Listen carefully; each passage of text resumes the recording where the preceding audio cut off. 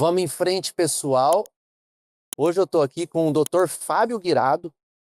Ele é titular de cadeira da Faculdade de Medicina aqui de Rio Preto, médico endocrinologista e professor de investimentos da faculdade. A partir deste momento, ele é o Fabinho, porque ele é um amigo pessoal, tá? Então não vai ter doutor, não vai ter professor. O que importa aqui é o contexto geral do nosso vídeo. Fabinho, obrigado por ter aceitado o convite. Vamos em frente. Ô, Mário, até porque, gente, assim, doutor, eu deveria chamar o Omar de doutor, né? Porque, assim, é uma honra estar fazendo um projeto com o O'Malley, é uma honra ser amigo do O'Malley. Aliás, eu preciso só fazer uma nota aqui, que eu conheci o O'Malley primeiro como cliente. Eu me lembro até hoje, uma amiga minha disse assim, ó, na época você ainda não era advogado, né? Não, faz muito tempo isso. Ixi, faz... Faz uns 16 anos, pelo menos. Então. Naquela época ela falou assim pra mim, olha, eu separo do meu marido, mas não separo do meu contador. Falei, então quem é esse contador? Quem é essa pessoa? Foi aí que eu fui atrás do O'Malley e graças a Deus não só sou cliente dele, mas sou, se posso dizer assim, amigo. Essa história de eu dar aula de economia, posso contar uma historinha? Claro, por favor. Há uns 4 anos atrás, o então diretor de ensino da faculdade me propôs um desafio, porque economia se transformou num hobby para mim. Então, assim, algo que eu conhecia, despertou essa coisa de querer ler, estudar, há uns 5, 10 anos atrás. O desafio foi criar um curso de educação financeira para estudantes de medicina. Perfeito. E hoje isso consta na grade da faculdade, então os alunos do sexto ano, há 4 anos, no começo era eu e um outro colega que não está mais aqui no Brasil, né, está nos Estados Unidos, a gente criou esse curso de educação financeira voltado para os alunos, 7, 8 encontros. A ideia era que nós tornássemos, né, os estudantes de medicina, os futuros médicos, um pouco mais independentes, porque a gente sabe que hoje o que a gente perde de dinheiro com assessoria financeira, né, então assim, E com infelizmente, tributação. e com tributação. Isso é um assunto que médico normalmente tem aversão. Perfeito. Hoje não tem mais no mercado aquela coisa que meu pai teve no passado, de que eu posso fazer as besteiras que quiser, Não existe que eu me mais. recupero, né? Então Não hoje o recupera. mercado pro médico não permite mais esse tipo de ignorância financeira. Vocês podem estar se perguntando por que nós estamos aqui em uma concessionária de carros, né? Eu vou explicar isso que é importante, o contexto geral. A GWM é uma parceira de um evento que nós vamos fazer dia 29 de novembro desse ano, no Iguatemi, no Shopping Iguatemi, no hotel, mais precisamente no Hotel Hyatt, aqui em São José do Rio Preto. Sinta-se convidado, eu já vou deixar aqui embaixo, inclusive, o link de inscrição desse evento. O que nós vamos falar nesse evento? Sobre construção de patrimônio e, em que pese não está muito bem definido, e também não importa, porque o Fabinho, a gente já dá aula junto há muito tempo, o Fabinho vai trazer produtos de investimento e conceitos do mercado, e eu vou falar de segurança e blindagem patrimonial, como economizar imposto, e também vou falar de investimento, notadamente dolarização de patrimônio, que é a minha praia, tá? E a GWM, ela entra no sentido de construir patrimônio pela economia que o carro elétrico e híbrido conseguem proporcionar aí para quem os tem. Mas não vamos ficar fazendo propaganda, eu só quero agradecer a GWM por ter fornecido aqui o espaço, por ter organizado, recebido a gente tão bem. E agora eu vou fazer uma pergunta para o Fabinho, porque se ele quis montar um curso para o médico, é porque eu acho que ele entende que o médico precisa. Você acha que o médico é desorganizado, Fabinho, Nossa financeiramente? senhora. É assim, o médico, ele gera sorrisos em gerentes bancários. Porque assim, a maioria dos médicos não entende absolutamente nada, e eu acho que essa ignorância, essa permissividade em não saber nada, vem do histórico, né, da carreira, que a média salarial do médico, ela é acima da média populacional, ainda é, mas a realidade financeira hoje, a remuneração do médico hoje não é a mesma que foi no passado. Não. Então, assim, ah, é triste a gente ver, por exemplo, médicos, até da faixa etária do meu pai, sabe? Meu pai tem 75 anos, ele é médico. Meu pai modéstia à parte, né? Assim, eu sou suspeito para falar do meu pai, mas meu pai é uma referência na sua área de atuação. Concordo. E meu pai não consegue hoje, se ele resolver aposentar, manter o padrão de vida que tem. E assim como ele, muitos outros médicos se encontram nessa mesma situação, né, Mário? Tanto mais jovens quanto um pouco mais velhos. Exatamente, exatamente. Então, assim, o mercado hoje para o médico ele é desafiador, porque, assim, a gente tem houve uma explosão de faculdade de medicina, a gente tem uma verticalização dos agentes de saúde, assim, hoje a gente não tem mais, se não houver por parte de convênios, cooperativas, no caso do Unimed, uma adaptação ao mercado, a tendência do mercado de saúde privada é quebrar. Então, assim, e o médico, ele inserido nesse meio, ele tem que se adaptar. Fabinho, eu tenho um dado super legal, você com certeza deve conhecer. Então, se pegarmos o médico de 2005, ele tinha uma média salarial de R$ 35.000. 2005, estou fazendo uma análise aqui anacrônica, 20 anos. Hoje a média salarial é R$ 35.000, não aumentou um centavo. E se eu... Aplicar a inflação, né? Exatamente. Se eu aplicar a inflação em 35, eu tenho uma correção que vai para R$ 78.000. Então, assim, só a inflação, eu não estou falando de poder aquisitivo, eu não estou falando disso. E aí, o que que eu vejo? Eu, como advogado, e sou especializado em patrimônio e também a parte tributária, né, na contabilidade. Eu vejo um médico empobrecendo todo ano, infelizmente, porque ele não faz gestão, ele paga imposto a mais e ele tem praticamente aversão a investimento. É um negócio estranho. Até por isso que nós estamos fazendo esse evento, porque o evento, não pensem vocês que nós queremos faturar com o evento, que não, o evento é gratuito, é por inscrição, é convidado, tá? Não tem nada a ver com isso. É uma preocupação oriunda de um cotidiano meu como advogado e do Fábio como professor da faculdade já há tanto tempo, vendo dia a dia o médico declinando patrimonialmente. Mas falou um negócio que é interessante, assim, é, a nossa intenção, para quem esteja nos ouvindo e vendo, é o seguinte, a gente não é remunerado por quem se inscreva no nosso evento, Perfeito. né? Vocês terão, isso tudo é gratuito, é um evento gratuito, né? Exato.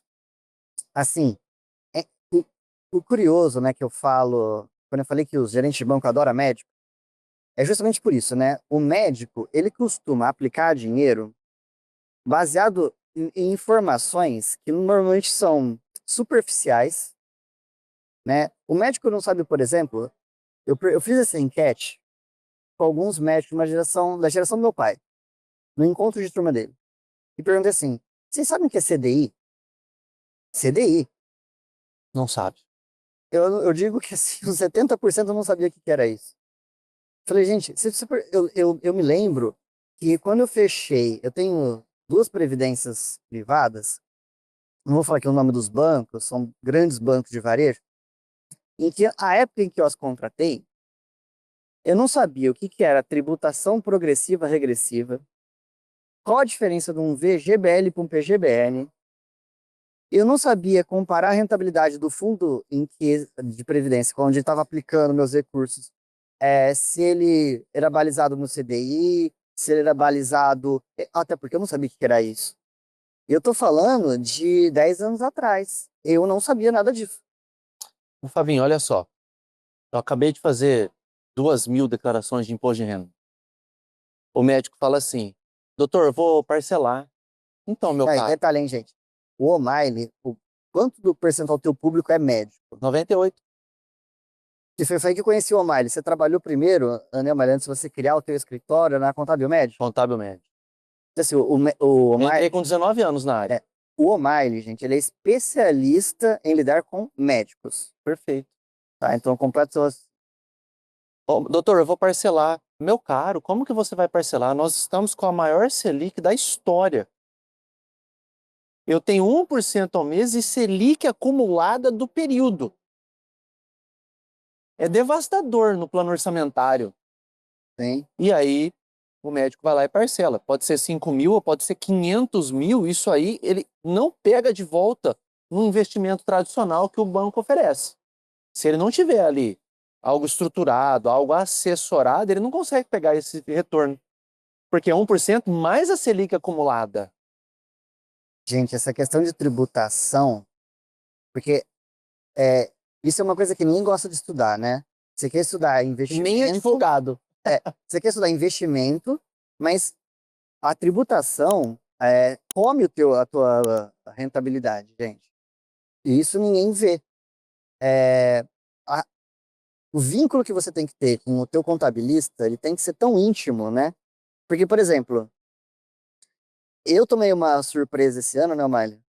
Que eu era uma pessoa que, graças ao trabalho dele, graças ao meu livro caixa de consultório, Perfeito. eu era ressarcido, né, no imposto de renda.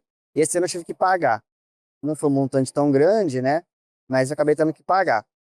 E aí, aí que foi atrás do Mário, falou, Mário, onde que tá o segredo aqui que eu tive que pagar esse ano? Foi na minha internacionalização de investimentos. Exato. Eu E, paguei por isso também, hein? então, o detalhe é que assim, né, eu lembro uma vez o Mário me falou, na época em que eu ainda pagava imposto de renda, falou assim, Fabinho, novembro, dezembro, mais ou menos, marca comigo para a gente fazer uma pré-análise da sua declaração. Exato. Porque existem formas lícitas da gente utilizar investimentos para que você deixe de pagar. Exato. Na época, então, por exemplo, a gente falou de uma PGBL. questão PGBL, né? Exato. Assim, do Fundo de Previdência PGBL. Né? Aliás, gente, todos esses assuntos aqui, caso a gente esteja mencionando e vocês não estejam entendendo, isso tudo será material que será discutido, né, no nosso evento no dia 29 de novembro. Tá bom? Eu vou pegar o gancho da tributação e vou falar de tributação em investimentos. Mas eu não vou fazer cálculo agora, só para você entender a importância de estar por dentro do que se tributa e em relação ao que não se tributa e o que é mais rentável. É sempre esse o cálculo. O que é mais rentável? Onde eu vou ganhar mais dinheiro? Um exemplo. LCI não se tributa. LCA, CRI, CRA. Perfeito? Pois bem. Se eu falar assim para você, você prefere 95% do CDI ou 107? Você vai responder 107. Só que se é 107 de um CDB, o qual você vai ficar menos de um ano, você vai ter menos dinheiro do que 95% de uma LCI, porque ela é isenta. Isso é o poder da tributação de tirar a tua rentabilidade, a tua lucratividade direta, entende? Isso é muito importante, porque quando você entra no aplicativo, não importa a plataforma. Pode ser o BTG, o Itaú, o Inter, qual você quiser. Vai estar lá. LCI ou LCA, tá um exemplo. 93,5, CDB 102, o que você pensa? Vou ganhar 9% a mais. Não é assim que funciona. Notadamente quando a plataforma já oferece o CDB de um trimestre, porque isso é para pegar cliente, isso tem direto. Verdade. CDB de 200%, não sei de quem, um trimestre. Não vai ganhar 200%, porque vai tributar 22,5%.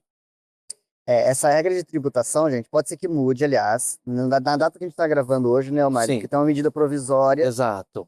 Que vai ser né, votada e pode ser vai que ser mude. votada, e essa isenção dos CRIs, CRAS, LCs, LCAs pode ser que deixe de existir. Mas o que ele está falando aqui é a questão do exemplo, né? Então a gente sempre tem que lembrar de fazendo o cálculo que na maioria dos investimentos tributáveis, né, a tabela é regressiva, né? Quanto mais tempo você deixa naquele um CDB, por exemplo, né, com menos de 6 meses, você paga 22,5%. Perfeito. Para um ano passa para 20, depois para 2 anos, 17,5%, acima de 2 anos é 15% hoje. É isso aí.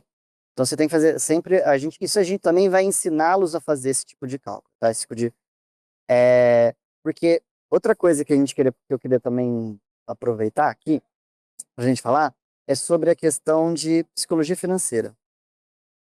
Eu vou Porque falar muito disso no curso. você vai falar, né, Mário? Na verdade, a aula inaugural é essa, porque, desculpa te cortar, mas pode concluir, claro. Investir é hábito. Investir é hábito. É o mesmo hábito que algumas pessoas têm de entrar no site A, B e C e comprar alguma coisa que não precisa só para ver chegar lá um pacote. E você sabe, é interessante, tem um fundo, tá me fugindo agora o nome do fundo americano, que ele tem um dos fundos de maior rentabilidade nos últimos 20 anos. Ele entrega médias anuais, coisa de 5 a 10%. Se a gente considerar para o Brasil, né, quando a gente fala expressão, parece pequeno, né? Aham. Mas num país, por exemplo, né, no exterior, que a gente tem taxas de juros muito baixas, historicamente, né? Para entregar 5, 10%, É muita coisa. né, de lucro Notadamente com líquido, possível variação cambial. exatamente. Entretanto, Miley, você sabia que a média das pessoas que aplicam nesse fundo não retira esse retorno? Não retira. Aí você fala assim, mas como assim? É porque essa é a tal da. A gente fala assim, né? A gente tem uma mania de ter um certo comportamento de manada, né? quando um fundo tá, ou quando um tipo de investimento, né, que a gente está fazendo não está indo muito bem, a gente tende a sair dele. Quando está indo muito bem, a gente tende a entrar. E sai no prejuízo. E por mais Ou que entra possa, na alta. por mais que possa parecer óbvio isso, mas as pessoas tendem a fazê-lo rotineiramente, né? Então, assim, e aí a gente deixa nossos prejuízos, a gente deixa de ter nossos lucros.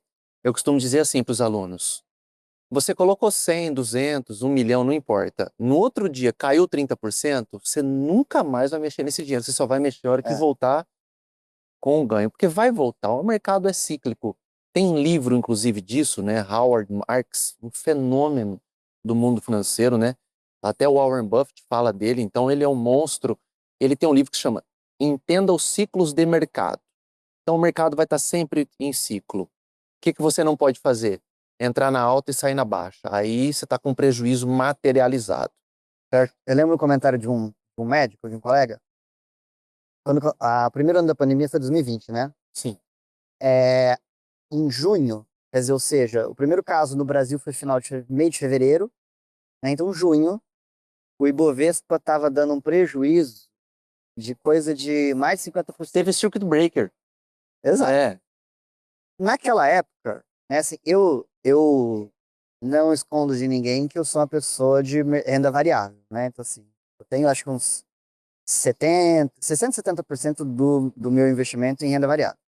Eu lembro que ele me perguntou assim, né? Era um médico que estava investindo há menos tempo. Ele, Fabinho, quanto você perdeu? Eu falei assim, eu não perdi nada. Você só perde se realizar. Eu falei assim, como assim você não perdeu? Eu falei, eu continuo tendo o mesmo número de ações do Itaú, o mesmo número de ações da Vale, o mesmo número de ações da Petro. Na verdade, comprando mais para Eu, reduzir preço a médio. a minha bobeira foi ter comprado pouco. Exato. A minha bobeira foi ter comprado pouco.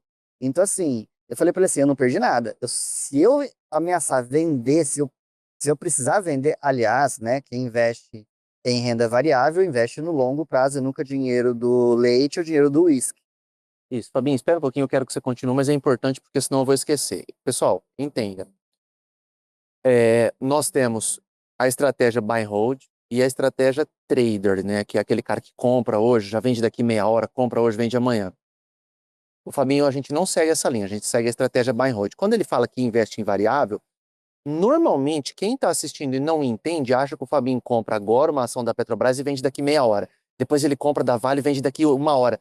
Não é isso. Ele compra para ganhar não só no dividendo, mas como na oscilação a longo prazo. É importante, por quê? Porque tem gente que ouviu renda variável, a pessoa já fala assim, ele fica operando no mercado. Ele é médico, nem esse tempo ele tem, Eu nem nem se ele tenho tempo. quisesse, tá? Desculpa, pode continuar. Não, bem lembrado, porque às vezes as pessoas podem entender errado, inclusive, É, isso. Existe uma diferença de preço e valor, né? claro. Preço é quanto está custando aquilo nesse momento, no temporal. Valor é quanto aquilo de fato vale. Por exemplo, meu celular, eu tenho um iPhone, até esqueci qual que é o número, né? Não é dos mais moderninhos, acho que é o 14.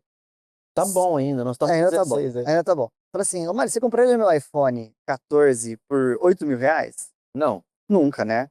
Ele não vale 8 mil reais. exato, Mas existe o preço aí no mercado, porque faltaram iPhones, né? Assim, a Apple saiu do Brasil, exato.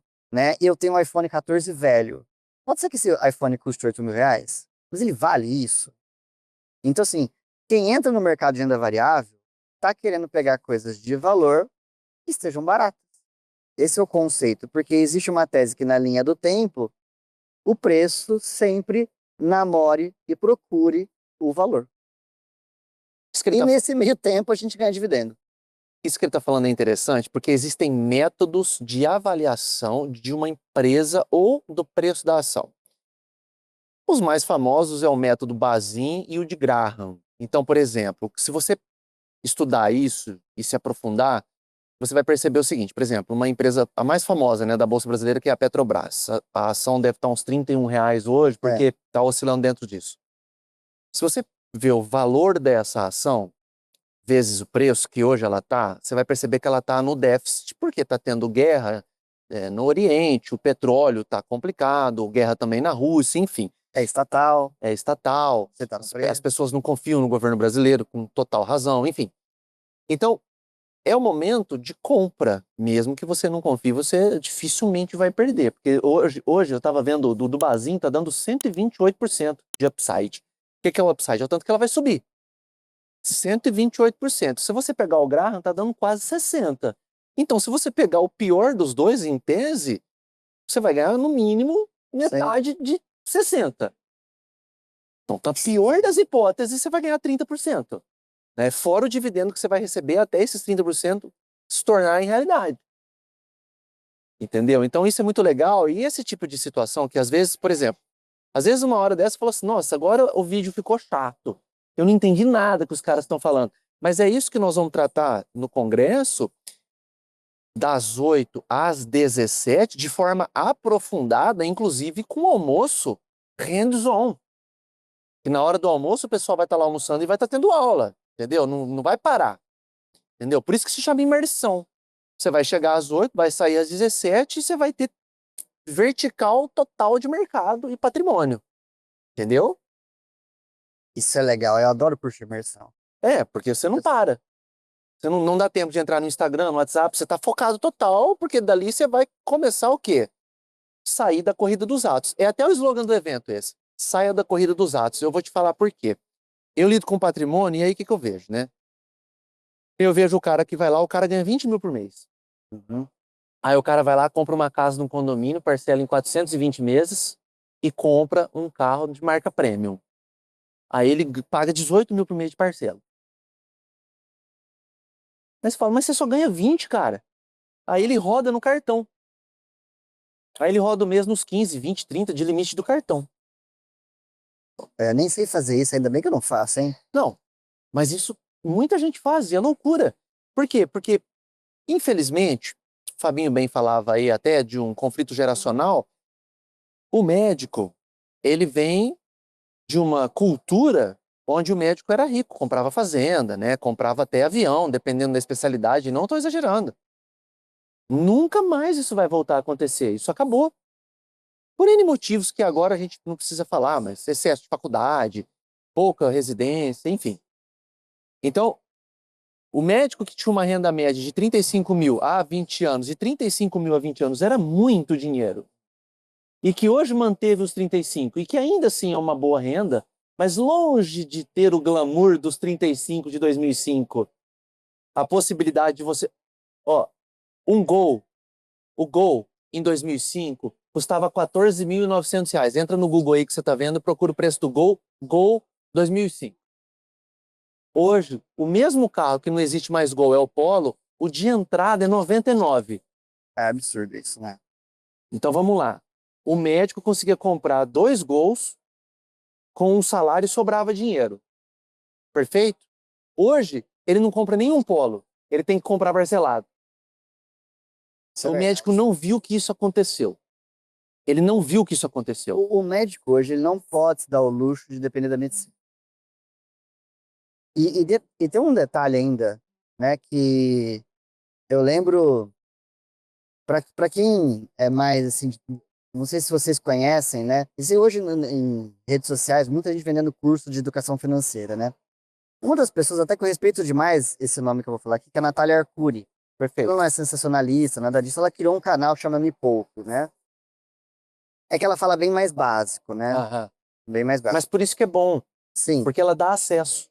E ela, numa entrevista, né, num podcast no Flow, que ela foi convidada, ela, no momento em que podia-se que o ouvinte, né, perguntasse alguma coisa, um médico lançou uma pergunta para ela. Na verdade, ele estava agradecendo a Natália porque, por conta do Me Poupe, ele tinha despertado nele o interesse de estudar e que ele falou que ele tinha se tornado investidor qualificado, que aqui ele tem mais de 1 milhão investido e que ele estava ensinando, né, economia para outros médicos.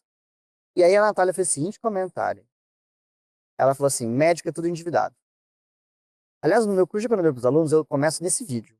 É necessário. Aí, os dois lá do Flow, né, que até se separaram, eles falaram assim, mas escuta, mas como assim? Por causa de processo? Ela, não. É tudo endividado. Médico não tem nada no nome dele. É tudo banco. E ela, Olha, é e ela, trágico e ela ainda escutar disse, isso. e ela ainda disse isso.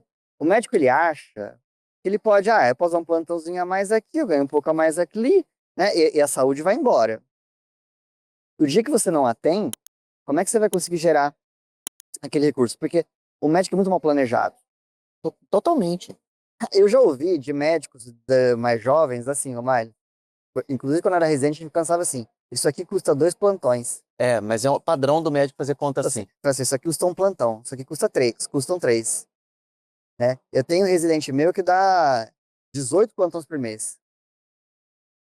Ele faz, e aí você molda todo um padrão de vida Que não vai ter condicionado a continuidade, né? isso. Não vai ter Não longo tem prazo. como, não tem como, gente. Tá? E justamente porque o médico, ele tem essa premissa de trabalhar mais, gerar mais, é que a gente fala que a gente não tem tempo. E não tem tempo, inclusive, para planejamento. E estudar. E aí, quando a gente vai atrás, bom, eu vou investir. Eu vou atrás de quem? Eu vou atrás das pessoas erradas. Porque eu vou atrás do gerente do banco, que está comissionado, eu tenho que vender X número lá de previdência, X número de fundos. Eu vou faço Título título de de capitalização, descapitalização. exato. Entendeu? Então, assim, gente, a nossa ideia aqui é fomentar a educação. Nós não queremos. Eu não ganho, eu sou médico, eu não tenho cliente médico, né? Então, assim, mas eu acho importante, eu sempre. Não é demagogia o que eu vou falar aqui, eu adoro lecionar. E eu tô começando a despertar essa paixão em mim. E até para que eu pudesse falar de economia com mais propriedade, eu estou buscando a minha certificação da Ambima, que Legal. é que é a certificação do SEC, que é de consultor financeiro especializado, né? Que espero prestar a prova da FGV, né? Que vou prestar nos próximos meses. Perfeito. Tá? Até para que o meu aluno da graduação da FAMERP, né? Ele possa falar assim, puxa, o Fabinho não só é meu professor médico, como eu sou um especialista em investimento. Vamos dar uma guinada na conversa aqui.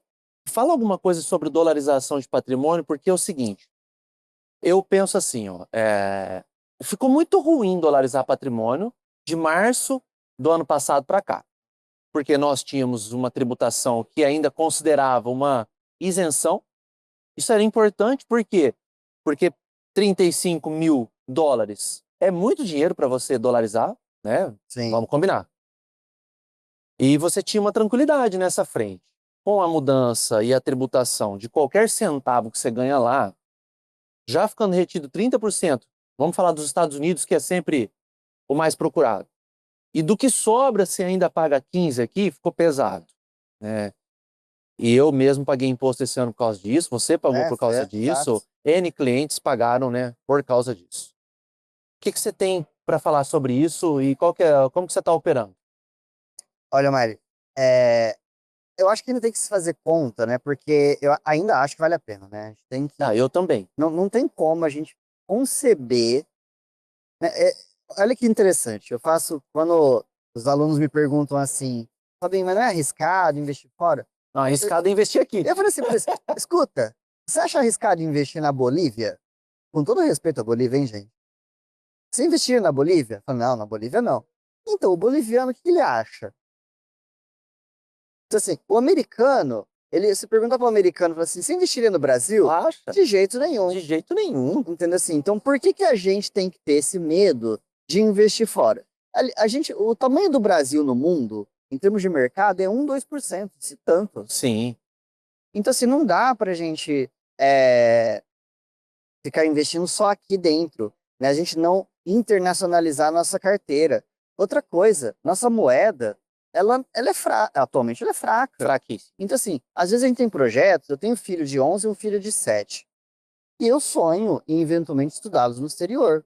Eu também. Então, minha renda, minha remuneração, meus rendimentos têm que estar atrelados a moedas que sejam internacionais, entendeu? Eu não posso ficar no meu nicho, no meu mundinho, no meu sítio, tá? Então, assim, ainda que a gente tenha tomado essa pancada na questão da tributação, o conceito ele tem que existir, tá? Então, hoje é muito mais fácil a gente investir fora. E olha que antes das fintechs, eu já tinha essa ideia de investir fora. Eu não lembro certinho há quantos anos atrás.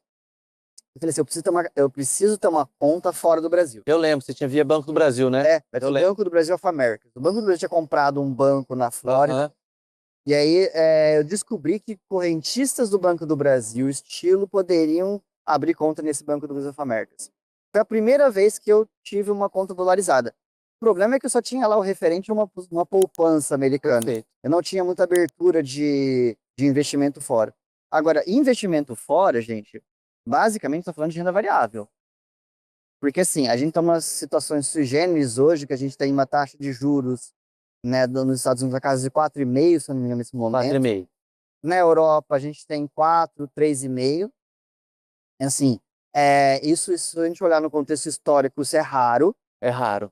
Então, assim, o americano sempre conviveu com taxa de juros de 2% para baixo.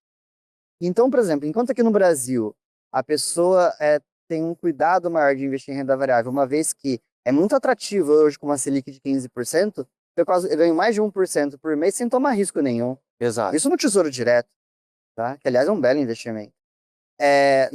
Fora não tem essa situação, tá? Hoje até, ontem eu descobri essa informação, que até quem tem dinheiro para viajar, por exemplo, quem tem uma conta na Wise, a Wise criou um Renda Mais, Eu vi. que é um fundo que aplica em título público internacional, então você tem lá o teu dólar lá parado, ele vai rendendo alguma coisa diariamente. Perfeito. Só que a rentabilidade ele é muito baixa. Por que ele é baixa, gente? Por causa que é tudo atrelado à taxa a juros, né? Então, títulos públicos internacionalmente. Então, quem quer investir fora, gostando ou não de renda variável, tem que aprender alguma coisa sobre isso. E é muito caro, né? Assim, você comprar uma ação, nos Estados Unidos particularmente, né, eu posso comprar unidade. Aqui eu tenho que comprar em 100, né? Lotes de 100 ações, né? Lá é fracionado, né? Aliás, eu não sei por que aqui é assim. Existe o fracionário aqui, mas ele não tem liquidez, então não compensa você comprar. Sim. Só que mesmo assim, de montar uma carteira diversificada, né, de pelo menos entre 5 a 10 ações, eu demandaria um capital dolarizado muito alto. É aí que é muito atrativo os ETFs, né? Adoro ETF. Eu amo ETF. ETF, para quem não sabe, Exchange Traded Funds, é uma cesta, né? E nos Estados Unidos, nos Estados Unidos, a gente tem mais de 6 mil ETFs. Segmentados, inclusive. Então, por exemplo, se você gosta do setor de saúde nos Estados Unidos, eu não preciso escolher uma empresa que trabalha com saúde, eu posso escolher um ETF Perfeito. que trabalha com saúde. E eu fico diversificado naquele meio. Eu não preciso, por exemplo, acertar qual empresa vai crescer mais. Então, eu acho que o ETF permite que você se exponha a um mercado maior com menor capital. Certo? E você pode fazê-lo, inclusive, daqui, né? Porque hoje você tem o VVD11, por exemplo, que replica índices fora do Brasil. Então, o mundo dos ETFs está crescendo no Brasil agora também. Inclusive, alguns deles são internacionais. O que eu mais fico impressionado com os Estados Unidos é a capacidade de recuperação. Há um trimestre, mais ou menos, ocorreu aquele problema na Nvidia. Perdeu a maior queda da história da Bolsa, meio trilhão. Essa semana, se tornou a primeira empresa a valer 4 trilhões. É isso? 4? Foi. E aí tem uma curiosidade só de perfil de cada um de nós aqui. O Omar, ele não gosta de empresa de tecnologia, né? Não trabalho com tecnologia. Eu tenho porque é coisa muito antiga. Não, o Omar ele investe super bem, né, gente? Assim, mas o Omar ele não gosta de empresa de tecnologia. Não gosto. Quando eu vi a Nvidia batendo 4 tri, eu falei, eu pensei assim, né? Porque eu tenho uma ação na Nvidia. Aí eu falei assim, não, acho que eu não tenho. Não, não sei se é da Nvidia. Eu lembro que eu tenho assim, mais ou menos uns coisa de $1.500 em Nvidia. Eu tenho um ETF da Nasdaq, mas quando começou a existir o Que eu não ETF, existi. Aí eu falei assim, né, essa é uma diferencinha da gente, mas é mais conceitual do que porque os dois são fundamentalistas. totalmente. É que o Omar, ele é muito crítico dos fundamentos das empresas de tecnologia. Exato. E eu acho a tecnologia, eu vou explicar por que que eu não gosto, porque quem está vendo quer saber, né? É muito sensível. Então, por exemplo, sempre vai ter um oriental que vai criar alguma coisa melhor do que o que existe nos Estados Pode Unidos. ser. Isso sempre vai acontecer. Igual aconteceu agora com a DeepSeek. Olha, eu faço tudo que você faz e de graça. Como que você combate quem faz de graça? Não tem como. A Nvidia conseguiu se recuperar porque ela é muito versátil. Né? Ela não é uma empresa da Nvidia especificamente. Ela não é uma empresa que fornece aquele quadradinho, não. Ela é gigantesca, muito versátil. Então, o mercado norte-americano é muito atrativo e, para encerrar essa parte do mercado americano, né? Caso você queira continuar, fica à vontade, mas só para progredir. Você tem a oportunidade de ganhar na variação do ativo, seja ação ETF ou a própria renda fixa, e na oscilação cambial. E isso tem que ser falado. Por quê?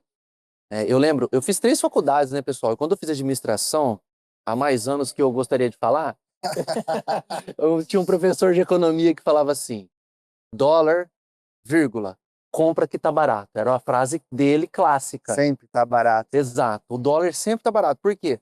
Porque quando eu fazia administração, o dólar era 1,80. Depois eu fui para os Estados Unidos, depois de um tempo, eu paguei 2,20. Depois de um tempo, já paguei 4. E hoje está em queda em 5,50. Em queda.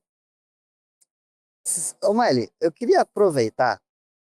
É mais ou menos o assunto é pareado, mas falando em fora do Brasil, em especial na Europa, a gente o imposto sobre sucessão patrimonial é muito caro. Sim.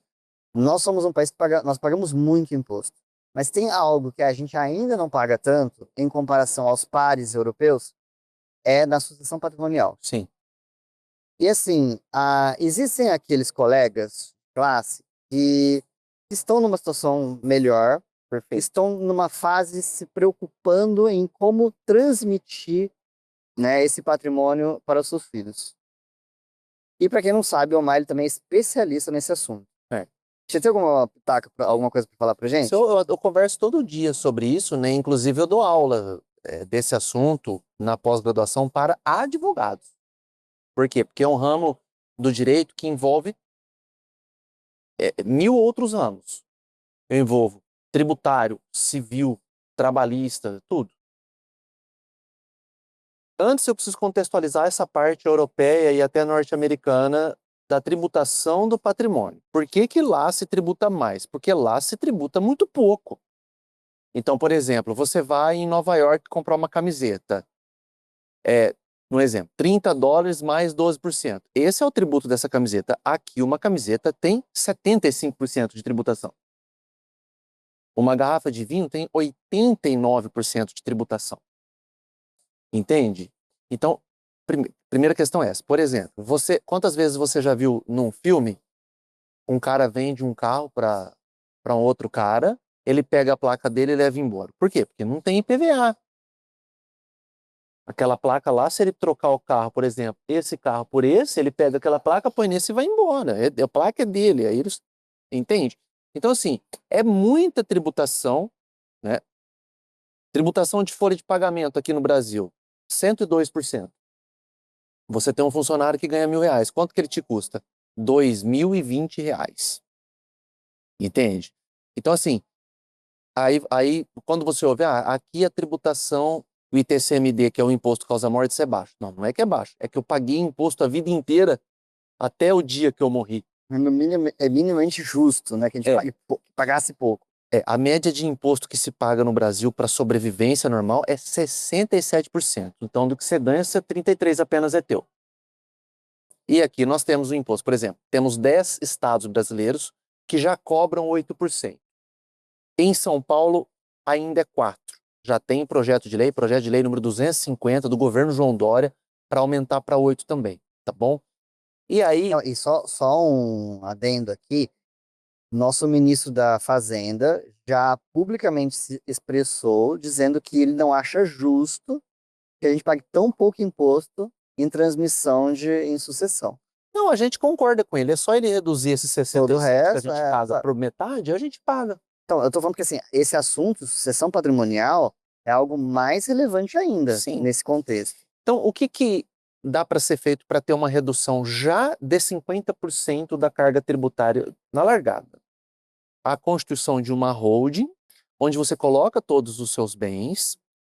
Quando você vem a faltar, né, na oportunidade de um óbito, você paga 4% aqui em São Paulo, em outros 10 estados já 8%, e o normal é 4%, do total do teu patrimônio. Então, você deixou 10 milhões, 4%. Você deixou 1 milhão, 4%. Ponto. Tá bom. Quando você incorpora os seus bens nessa holding, você paga 2, porque é o ITBI, é outro imposto. Então eu saio do imposto estadual, que é o ITCMD, e trago para o municipal, que é o ITBI. Perfeito? E aí você tem a gestão desse patrimônio dentro de um CNPJ, porque o CNPJ não tem óbito, ele não morre. Então, nós estamos aqui com a pessoa X. A pessoa X morreu. Qual que é o patrimônio dela? 10 milhões. Pois bem, qual que é o capital social dessa empresa? Precisa ser 10 milhões? Não. Pode ser 10 mil reais. Quantos por cento ela tem da cota desse patrimônio? Ela tem 10%. Então, 10% de 10 mil reais vezes 4%. Então, eu saí de 4% de 10 milhões para pagar 4% de uma cota que vale 2 mil reais. Então, aqui eu já economizei uma fortuna. Numa outra ponta, o processo de inventário é um dos processos mais caros que tem para se pagar. Estou falando de honorários do advogado. Tá? Normalmente, de 6 a 15% do total do patrimônio, que em advocacia chama monte mor. Então, o que você tem? Você tem 10 casas, 3 apartamentos, um carro desse, outro carro daquele. Quanto que dá tudo ali? 5 milhões. Você vai gastar de 6 a 15% com o advogado, fora o imposto. Fora taxas, né? Todas Sim. as ordens. Sim. Tá? O advogado, para fazer um inventário dentro de uma holding, ele cobra muito mais barato, porque ele é muito mais célere. E não necessariamente precisa ser ajuizado. Você pode fazer um cartório. Tá? Então, é muito mais rápido também no plano da decisão. Tá? E de outra ponta, você não vai fazer a holding hoje e morrer amanhã. Pelo menos a gente não quer que isso aconteça. Claro. Tá? Durante o período, caso você tenha imóveis e esses imóveis gerem aluguéis, você sai de 27,5% e cai para 11,33%. Nós estamos falando de 68% de economia quando você recebe aluguel. Tá? Ou seja, gente, esses, sei lá, 5 minutos, 7 minutos como ele tá falando aqui, eu precisava gravar. Tá gravado. Não, porque assim, eu ainda não tenho holding. Você tá querendo me convencer. Não, eu não tô te convencendo. Eu ainda eu já tava começando a achar que. É porque a holding, essa parte que você falou agora é muito importante. Por quê? A holding não é para qualquer pessoa. Isso é muito importante. Vamos lá. Vamos supor que você comprou esse carro aqui. Esse carro eu acho que ele custa uns 330 mil, não sei, tá, pessoal? Vamos lá. Se você comprar esse carro numa holding e vender ele daqui 4 anos, você tem que pagar imposto de um lucro inexistente. Olha como que é complicado. Vamos lá.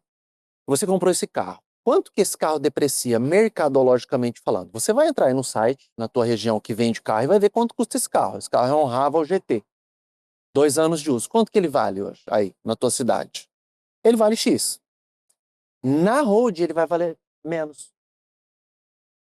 Por quê? Porque eu tenho uma regra de depreciação contábil de 10% ao ano. E esse carro não desvaloriza 10% ao ano. Você acha que esse carro daqui 5 anos ele vale só 50% do que você pagou hoje? Não. Não. Então vamos supor que se você vende esse carro, você vai vender ele com lucro irreal no plano financeiro, mas no plano contábil você vai ter que pagar imposto. E o imposto é uma fortuna, porque é 15% do suposto lucro. Vamos materializar? Vamos materializar. Eu comprei esse carro, paguei 300 nele, vendi ele por 250, só que na contabilidade ele estava lá por 150. Eu vou ter que pagar 15% de 100 mil de um lucro que não existiu, mas na contabilidade ele existe e você tem que pagar. É dificílimo entender porque nós estamos trabalhando num plano muito abstrato, que se chama lei federal. Nada mais abstrato no Brasil do que uma lei federal. Entendeu? Então você imagina eu falando para um cliente que ele teve lucro com um carro. Não, eu quero que você pense isso aí agora. Ó, você vai ter que pagar imposto do lucro que você teve com o teu carro. Existe lucro em carro? Nunca existiu. Exceto raras exceções. Eu já vi o Omar ter lucro com venda de carro. Você entendeu? Então, assim, não, a holding não é para tudo. Outro exemplo. Ativos financeiros. Não compensa ter ativo nenhum em holding. Porque a tributação na física é menor do que na jurídica. Entende? Então a holding ela é específica para um tipo de cliente, não é para todo mundo. Eu sei que você aí no YouTube, se você escrever holding, vai vir um monte de vídeo falando assim, não, que a holding é top, que é a melhor coisa. Não é, tá? Quem vos fala é um especialista em patrimônio que faz holding, olha, há mais de uma década. Isso aí é interessante também, né, gente? Porque não existe fórmula mágica. É tudo peculiar. Então, assim, não existe fórmula mágica. A semelhança que os tratamentos médicos hoje devam ser individualizados, a mesma coisa dos tratamentos financeiros, Exato. entendeu? Então, assim, até por questões de perfis de personalidade de cada um, né? Ô, Maile, e ainda na questão de sucessão, né? Eu não entendia nada de holding, eu acho que eu ainda tenho um conhecimento muito superficial, nisso eu sou meio socrático, tudo que sei que nada sei. Aham. Mas e questão de fundo de previdência? Porque, por exemplo, para os meus alunos, eu comento o seguinte, olha, o fundo de previdência, ele é um fundo de investimento. A maioria dos fundos de investimento eu não curto muito, eu gosto de fazer individualmente, autonomamente Não meus gosto. investimentos. Aliás, o que a gente quer fomentar é que vocês tenham condições de fazê-lo também. Mas o fundo de previdência são fundos de investimento com uma roupinha diferente, Exato. com algumas vantagens tributárias ainda hoje e algumas vantagens na questão de sucessão patrimonial, Perfeito. porque eles não vão para inventário. Exato. Tá? Então, assim, a transmissão ela é rápida, certo? Ainda, gente, que não é qualquer fundo, tá? Existem fundos ruins, fundos bons. Mas você recomenda para uma pessoa, por exemplo, que já está numa fase de vida já mais atenta a essa questão de sucessão patrimonial, um fundo de previdência? Recomendo. Eu recomendo a previdência para 90% dos clientes, independentemente da idade. Eu vou te falar por quê. Por causa da liquidez. Então, é o seguinte, hoje uma pessoa vem a óbito, se o inventário tramitar muito rápido, eu consigo fazer ele em uma quinzena, Olha, a partir do momento que o cliente entrega os documentos. Tem cliente que leva um ano para entregar os documentos, porque às vezes morre o patriarca e a matriarca ou os filhos não sabem nem por onde começar. Isso acontece muito, muito mesmo, tá? E se você deixa de colocar algum ativo ou algum passivo no inventário, você é multado porque aqui é o Brasil. Igual dizia Dominique Toretto, aqui é o Brasil. uhum, Entende? Então, assim, é complicado. Agora, por exemplo, se tiver litígio, eu tenho um inventário dos anos 80, que não acabou ainda. nossa senhora. Litígio é atrito entre herdeiros. Não importa se eu e o Fabinho somos irmãos e eu tô brigando com ele, ou se nós estamos brigando com a nossa mãe. Herdeiro, não importa quem é. E pior ainda quando existe um herdeiro de um casamento via concubina. Vamos chamar de casamento só para o pessoal entender. Sim, Sabe, o irmão lá que ninguém conhecia que aparece na hora do inventar. sim. Aí é treta certa, tá? Então, o que que a previdência privada vem complementando a resposta? Otimizar alta liquidez. Então, por exemplo, eu tenho 300 mil, 500 mil reais numa previdência privada. Eu vim a óbito. A minha esposa ou o meu filho envia a certidão de óbito, dinheiro na conta rápido. Imediatamente. Uma semana no máximo o dinheiro está na conta. E mais, a previdência privada, no formato PGBL, milita em favor de pagar menos imposto de renda todo ano, né? Que é um cálculo que eu chamo de trás para frente. Por quê? O médico vai lá, igual o Fabinho falou isso no começo do vídeo, né?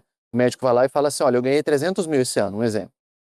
Quanto vai dar de imposto para eu pagar? Vai dar X, se você colocar Y na previdência privada, ou eu zero, ou de X cai para B. Essa parte é legal explicar, gente, ó. Existem dois modelos de previdência, né? O P de pato, PGBL, e o V de vida, VGBL, É isso mesmo. tá?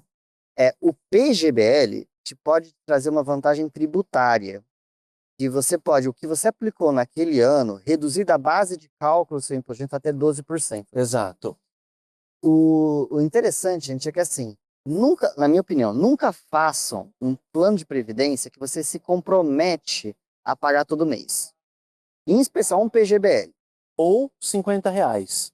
Eu falo É, para os clientes, aquele indisciplinado. é. Ó, paga 50 por mês, 100 por mês, para você não ficar sem pagar. Por quê? Porque o PGBL, só, nossa, mas é muito bom para ser verdade, né? Então eu vou pagar menos imposto. Porque é isso que eu faço às vezes com o Mário. Final do ano, falo, Mário, ó, dá uma olhada aqui. Ele fala, Fabinho, parece que você vai pagar. Então quanto? Então se eu quero reduzir minha base de cálculo, eu aplico lá aquele valor de uma vez só, uma cota única, num PGBL. Muito bem. Até 12% da minha base de cálculo. Entretanto, aonde que tudo que é muito bom, né, não é tão bom assim. É. Quando você for resgatar, né, seja na forma de renda, seja pegar tudo, o imposto de renda incidirá sobre todo o valor, Exato. certo? Enquanto que no VGBL você não tem a vantagem tributária, entretanto, você só terá incidência de imposto no lucro. Perfeito. E, assim, não tem nada a ver modelo de tributação regressiva progressiva com o modelo PGBL e VGBL. Eu posso ter PGBL no modelo progressivo, de tributação progressiva e regressiva, assim como VGBL progressivo e regressivo, tá? Então, essa característica dos fundos de previdência diferem de qualquer outro tipo de fundo de investimento, porque permite ao Omar ele trabalhar com duas coisas que ele é especialista: o nosso imposto de renda, quando a gente vai pagar para o leão, e também na nossa sucessão. É, o Omar, ele ainda. Eu ia fazer uma pergunta assim: quantos dos teus clientes, né? Porque assim, você não tem condição no teu escritório, com o número de clientes que você tem, de ficar correndo atrás de todo mundo, Uhum. de fazer uma profilaxia, vamos dizer assim, no imposto. Quantos te procuram pensando em fazer planejamento tributário? Ou é todo mundo na véspera do imposto de renda? Não, na verdade, o que que eu faço? Todo dezembro eu mando um feedback para todos eles da vida tributária deles. Tá? Porque eu tenho um software que consegue me trazer a informação em virtude do cotidiano que eu deixo organizado. E aí eu mando um feedback da pessoa jurídica ou das pessoas jurídicas e da pessoa física. O maior problema, infelizmente, é sempre a indisciplina. Porque o que que eu falo para o cliente? Olha, livro caixa, né? Que esse é um dos maiores fatores de dedução do imposto de renda e eu vejo que o médico chega no escritório, paga imposto e eu falo, você fez o livro caixa? Ele fala, não, esqueci. Ó, desculpa, Bertomé. Se você não sabe o que é livro caixa, esse evento que a gente vai fazer é obrigatório para você. É, se você não sabe, você vai pagar mais imposto, é simples assim. Completo, não é? E aí, quando chega na época do imposto de renda, o livro caixa já deveria estar feito no ano passado, né? O que você vai pagar de imposto do ano que vem está sendo feito agora. Começou em janeiro desse ano. E aí, doutor, fez o livro caixa? Ou pelo menos enviou? Ou pelo menos juntou tudo que precisava? Não. Então paga, meu caro. Paga. Esse daí eu chamo que é o preço da burrice. Desculpa, né, ser deselegante, mas não tem como você falar de outra forma, né? É, Você está dando dinheiro pro governo, cara, tem cliente lá que paga 50 mil a mais. 50 mil, o cara pode, hoje, amanhã, depois da manhã é final de Wimbledon. Ele pode ver a final com esse dinheiro, com a esposa. é engraçado como existem certos trabalhos que a gente tem, né? Que a gente acha que tá ganhando um X, só que você vai pagar lá na frente um imposto de renda, e aquilo talvez não esteja te compensando. Mas isso eu vou falar exatamente. E, vai ter uma aula dessa no curso. São duas aulas que eu tenho, todas, nós vamos dar o quê? Umas 6 aulas cada uma, mais ou menos? Acho que é. Tá. Duas eu tenho, assim, um tesão diferente nelas. A primeira é isso, mostrar quanto você ganha por plantão, quanto você ganha por hora, quanto você ganha por procedimento médico, quanto você ganha dormindo. Se você está investindo, você está ganhando dinheiro dormindo. Se não, você está trabalhando para ganhar dinheiro para gastar quando você está acordado, né? E, então é a vida. Ou é aquela história, velho. Ou você chora ou você vende lenços. Não tem como jogar nos dois times. E a outra aula é a aula, e essa não é uma aula, é um show, modéstia à parte, que se chama O Dinheiro Oculto. Porque aí eu vou falar de cashback, milhas aéreas, qual que é teu perfil, que cartão que você vai usar, por que que você vai usar esse cartão. Vou dar uma dica, Fabinho, olha isso. Uma pessoa que gasta 10 mil reais no cartão hoje, é fácil um médico hoje ter um cartão de 10 mil, Sim, se sim. ele centralizar a vida dele no cartão. E se ele tiver a esposa ainda, acabou, né? Ele vai gastar 10, 20, dependendo, 30 mil. Se ele fizer um CDB mensal, com o dinheiro da fatura, os 10 mil, e pagar, sabe quanto que ele ganha por mês, Fabinho? Por ano, Não desculpa. fiz a conta. R$ 1.400. Presta atenção. você paga 10 mil por mês de cartão. O que você vai fazer? Já que você gosta de dar plantão, você vai dar plantão, vai juntar 10 mil, vai fazer um CDB dia 10 agora, para pagar a fatura do dia 10 do mês que vem, certo? Você vai juntar esses 10 mil da fatura, não vai? Você já juntou nessa escala de plantão e você vai continuar juntando, porque esses 10 mil é recorrente. Beleza? Aí o que você vai fazer no mês que vem? Pega esses 10 do CDB, quita, investe os outros 10.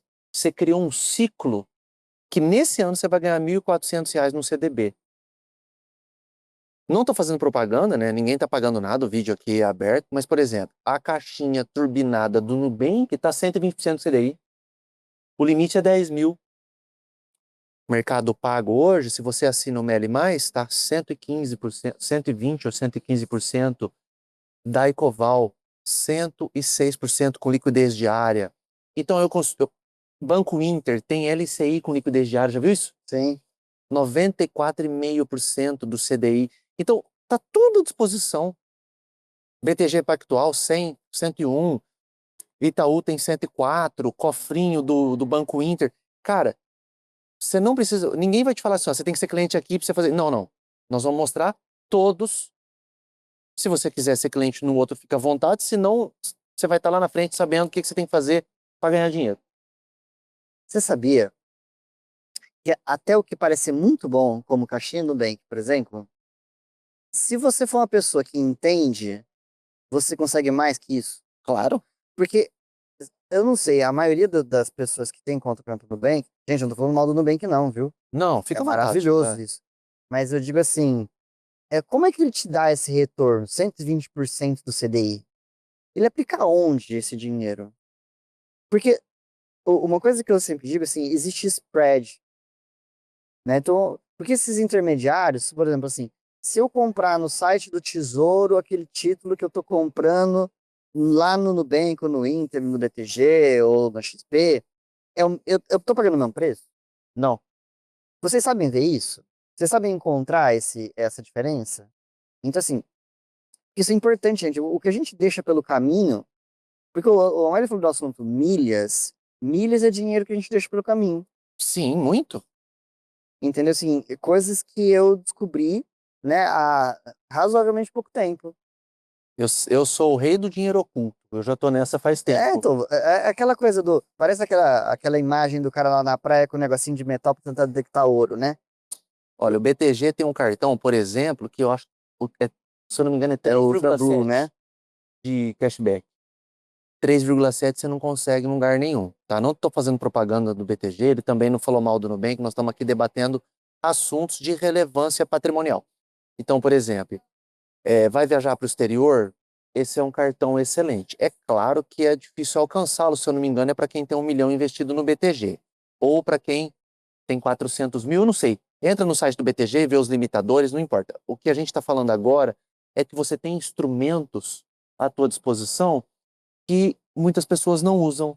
Então, por exemplo, Ultra Blue do Nubank, cashback que rende 200% do CDI. Quanto é 200% do CDI com a taxa Selic a 15%? 29,8%. É muita coisa. É muita coisa, entendeu? Então, se você gasta 10 pau por mês no Nubank, em 3 anos, você vai ter uns 11 mil reais. Estou fazendo, apesar de ser contador, pode estar errada a conta. Você vai ter uns 11 mil reais, mais ou menos, de cashback. Como que chama isso? Dinheiro oculto. Dinheiro que não existiria. E 11 mil é muito dinheiro para ser dado. Você sabe quando que a pessoa se depara com essa realidade? O dia que você consegue pegar uma passagem aérea, você não gastou supostamente nenhum real. Você pegou com milha. O Exato. dia que você fizer isso, você fala assim, eu não posso seguir durante esse assunto. E outra, Porque hoje, olha, o grande impeditivo de nós realizarmos nossos sonhos no âmbito turismo é preço de passagem aérea. sim, e hospedagem, que também dá para converter. Também dá para converter.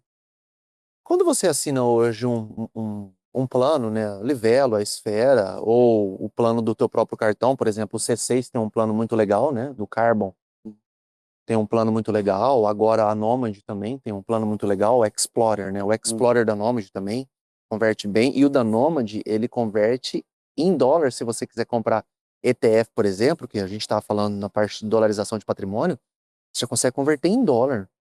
Isso é muito legal. Então, só um parênteses. Esse tipo de coisa, o que que compensa? Milhas, conversão em dólar, cashback no porquinho, enfim. Isso tudo nós vamos falar lá no evento que não dá tempo de tratar tudo hoje. Mas é interessante entender que, por exemplo, a Livelo, a Esfera, o Smiles, né, que é um terceiro, né? Você não vou te indicar aqui qual é o melhor, porque o melhor é do teu perfil, mas o que você tem que saber é o seguinte. Por exemplo, todo mundo compra no Magazine Luiza, no Carrefour, na Amazon, nas Casas Bahia, como chama aqueles japoneses? Temo, Ah, sim. Shopee, Aham. enfim, essas coisas aí. Todo mundo gasta dinheiro nisso, né? E você consegue, via esse tipo de plano, da Livelo, da Esfera, enfim, ter a tua vida normal, inclusive fazendo compra de supermercado. E pontuando. A hora que você vê, você tem 15, 20, 60, 700 mil pontos. E hoje, por exemplo, para você ir para Miami de primeira classe, e de volta, você gasta 340 mil pontos. Você falou do cartão Ultra Blue do BTG, né? Sim. 3,7 pontos para cada dólar gasto, certo? É 3,7 ou 3,7% de cashback? Ah, eu não sei se é, mas a maioria dos cartões. Tá, a gente Tá. pode não falar um número impreciso. A maioria dos cartões de crédito, por exemplo, hoje, vão pontuar Vai falando que eu vou ver aqui para a gente dar essa informação. um bom cartão, ele vai pagar alguma coisa acima de 2 pontos, 2,5 para cada dólar gasto. O que o Mário tá falando aqui, gente, por exemplo, recentemente eu fui comprar o primeiro celular do meu filho de 11 anos. E eu fui comprar lá um Motorola, e eu sou assinante do Clube Livelo, e tinha lá uma promoção no Magazine Luiza, que cada real que eu gastasse, eu ganharia 6 pontos. Olha só. Então eu comprei lá um celular de mais ou menos R$ 1.000, Posso eu falar? ganhei, fala o número certo, né? Ó, é 1,5% compras nacionais e 1,7% internacionais. Entretanto, ele está oferecendo um adicional de cashback de 3,28 sobre o IOF das compras internacionais.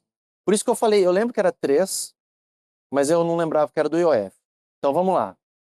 1,5 nacional, 1,7 internacional e 3,28 do IOF pago no quesito internacional. A gente não vai deixar nenhuma informação errada aqui, né? Então, mas olha só, onde eu queria chegar? Se eu tenho essa questão de falar, puxa, eu vou comprei online então, via site da Livelo, entrei no site do Magazine Luiza, comprei o celular do meu filho, entregou em casa, ou eu podia pegar na loja, eu ganhei num celular 6.000 pontos. Façam a conta, quanto eu precisaria gastar com o meu cartão passando em lojas físicas para eu conseguir 6.000 pontos. Gente, é um ponto para cada dois, três. Aliás, são 2 a 3 pontos, 2 a 3 pontos para cada dólar gasto, não é para cada real gasto. Enquanto que lá, por causa que a gente tem essa questão da disciplina de tentar uma assinatura de um Livelo aqui, por exemplo, eu consigo ganhar muito mais pontos gastando o que eu já iria gastar. Eu precisava comprar um celular para ele. Sem contar a taxa de conversão, né? Às vezes você é assinante de um clube desse e vem lá no seu e-mail assim: olha, hoje 120% de correção na conversão de pontos Livelo Azul. Então, por exemplo, você tem 10 mil, você vai para 220 mil pontos na Azul. 220 não, 22 mil pontos, desculpa. E aí você começa a ter mais facilidade para comprar com dinheiro que É, só um detalhe, gente, cuidado, porque assim, tem muita gente hoje em YouTube, Instagram, vendendo curso de milhas. Alguns tem que são tomar muito cuidado. bons, né? Alguns fazem propaganda. Sempre que a propaganda for muito boa, desconfie, tá? Exato. Mas saber mexer minimamente com isso é muito relevante, porque às vezes é um sonho que vocês estão realizando. Tá? Então, assim, é uma viagem que vocês vão fazer antes de um prazo, entendeu? Puxa, eu vou levar minha família, meus filhos para Disney, né? Então, assim, eu acho que hoje você ser leigo nesse assunto, não dá mais, não dá. Nosso dinheiro vale muito para a gente ficar perdendo. Vale muito para nós e pouco nos Estados Unidos. Pois é, pois é. Então, assim, esses assuntos, sucessão, dolarização, milhagem, bom uso do cartão de crédito, né? Então, para as pessoas que têm disciplina, tem que usar cartão de crédito, não, Mário? Ah, tem. Eu falo para meus residentes passando no débito. Ah, Nossa. porque eu perco o controle se for no crédito. Olha, eu Então, vejo uma passo. pessoa passando débito que eu nem conheço no mercado ou no restaurante, eu falo, Jesus amado, o que que essa pessoa está fazendo? Então, assim, eu acho que se você não tem organização para usar o seu cartão de crédito, a primeira coisa que você tem que aprender é se planejar. Ser um cara planejado, tá? Então, assim, mas hoje o cartão de crédito permite essas opções que você não tem no crédito, não tem no Pix. Eu hesitei em ter uma chave Pix. Ah, não, eu faço tudo na hora. Só Inclusive, queria essa chave Pix para transferir conta, porque eu tenho. Eu não sei se isso é bom ou ruim ainda, né? Mas eu fui abrindo conta em tudo quanto é banco, fintech, porque por vários mais variados motivos. Não porque eu acho que a gente tem vários, sim. mas por motivos do tipo, na época no Banco do Brasil, eu tenho conta por causa do Banco do Brasil of Americas, Aham. que eu fui atrás. Eu tenho quase todos, até para lecionar, até para trazer a realidade para os alunos. Sim. Eu tava atrás outro dia, ô Miley, eu tava querendo uma conta em euro, Perfeito. porque, assim, né? Então, hoje em dia, eu não sei se o pessoal, no momento em que nós estamos gravando esse vídeo, né? O dólar está relativamente barato. E se você olhar uma curva histórica com o euro, ele está destravado. Então o euro hoje está na casa de 6 e alguma coisa, 6,30 alguma coisa, o dólar está 5,50. No- Normalmente é muito próximo de 1 para 1, Sim. né? Então, por exemplo, é, vamos imaginar que eu, por exemplo, na hora que eu vou internacionalizar meus investimentos, tentando preservar, inclusive, meu poder aquisitivo para viagens internacionais, eu estou integralmente em dólar. E aí eu tenho um cenário como o atual, que o euro tá caro em relação ao dólar. Eu queria ter essa blindagem. Eu tava atrás de alguma coisa que No Banco Inter tem, não tem? no Banco Inter eu não achei ainda. Eu acho que tem. Eu acho que quem tem é o C6, que eu não tenho conta. É, eu também não tenho C6. Porque meu cunhado tem. Enfim, gente, eu tô falando assim, nós dois somos muito fuçados, né, Ah, Omar? sim, claro. Além de gostarmos muito de economia, estudarmos muito, a gente é muito fuçado, né? Então, assim, eu acho que a gente tem que ser. Fabinho, nós vamos encerrar. Eu quero que você indique um livro para encerramento. Cara, olha só, eu vou indicar, porque eu não sei, das pessoas que venham a participar do nosso evento, talvez seja um grupo razoavelmente heterogêneo, né? Deve ter gente que entende razoavelmente bem de investimento, e talvez pessoas que foram despertadas pelo que a gente está falando. Então, o Mário provavelmente vai falar de um livro um pouco mais graduado, eu vou falar de. Posso falar dois? Claro, por favor. Tem um livro que a gente tem que ler, que é o Bom Investidor, Sim. e tem um livro que foi o que começou tudo para mim, que é um livro de um jornalista, ele não é nem economista, chama Alexandre Vesignazzi, que é uma breve história da economia.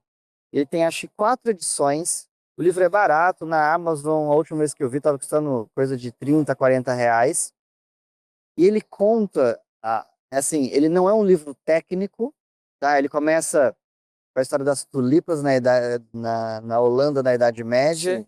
né?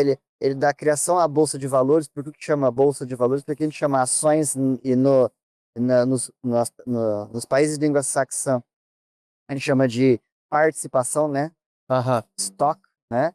Assim, esse livro foi o que, quando eu comecei a ler, eu lembro que eu comecei numa viagem, eu pedi comprar um livro porque eu ia para Arraial da Ajuda com a minha esposa, e lá na praia, para não ficar entediado, eu falei, eu vou ler alguma coisa. Sim. Eu li esse livro em 3 dias. Quando é bom, Então você não assim, consegue parar. e a partir dele eu comecei deu esse start para por isso que eu digo para os meus alunos, eu falo assim, vocês querem começar com alguma coisa? Começa por esse livro, Uma Breve História da Economia de Alexandre Vizignazi. E aí você vai pulando, né, para outros livros um pouco mais técnicos. É, exatamente. Eu vou indicar um pouco mais técnico, mas é muito importante. E ele não é técnico no plano do cálculo. Você não vai ficar com aritmética, não. Mas ele é técnico em relação a quem escreveu, que é Howard Marks, um investidor inteligente. Eu acho que é um livro sensacional. Ele conta a história dele, conta como que ele ficou bilionário. E como o Fabinho indicou dois, eu vou indicar dois também. O outro, ele lida meio que no oposto do que a gente está conversando aqui desde o começo. Mas a gente não pode ser 8 nem 80, né? Você não pode ser desleixado ao ponto de não investir nada, de não ter segurança, de não conseguir construir patrimônio, mas também não pode ser mesquinho e mercenário no plano de tudo que você ganha você investir. Você tem que ter, né, equilíbrio e qualidade de vida. E um livro de um autor que chama Bill Perkins, que se chama Morra Sem Nada, eu achei sensacional. Ele conseguiu ficar bilionário com exatamente 50 anos de idade. E aí ele foi curtir a vida, explicar o que ele fez com esse dinheiro em relação a filhos, em relação a lazer, em relação à filantropia. É um livro que eu achei excelente. Gente, eu queria indicar um terceiro livro, vai ficar sacanagem indicar Pode indicar, por 3 a favor, para a 2 gente aqui. encerrar. É que eu sou péssimo para às vezes confundir o nome do autor, né? Porque eu tenho vários livros de economia. Outro também que tem muito a ver com o começo Esse da daí nossa eu já li, eu gravação, achei fenomenal. ele chama Psicologia Financeira. Também é outro livro Sensacional. que é barato, que é do Morgan Housel, né? Então, assim, eu fui abrir aqui no meu celular para ver o nome do autor. Que eu tinha Eu li esquecido. esse livro esse ano.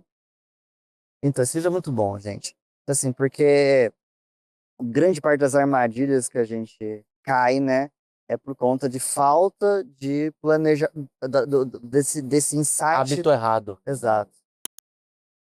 Pessoal, a gente se vê.